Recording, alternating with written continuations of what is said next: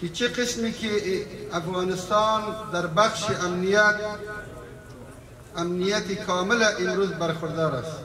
اما قسم انشاءالله ما به دوستایی که اینجا تشریف آوردن، خصوصا راجع به ولایت لوگر، به این تصمیمی که بزرگان در بخش پارک صنعتی گرفتن، به تاجرایی که اینجا وجود دارند تشریف دارند و به تاجرایی که خارج از مملکت زندگی میکنند اطمینان کامل برایشان میدهم که با روحیه آرام بیایید اینجا سرمایه گذاری بکنین.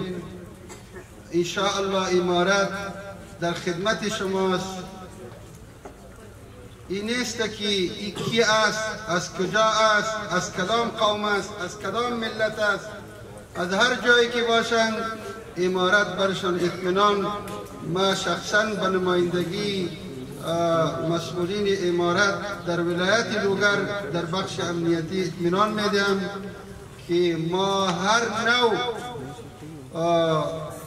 قربانی را آماده هستیم که امنیتی مسئولین، تاجرا، کسایی که از دوستای بین المللی اینجا میاین سرمایه گذاری میکنن، کاملا اطمینان برایشان داده میشود.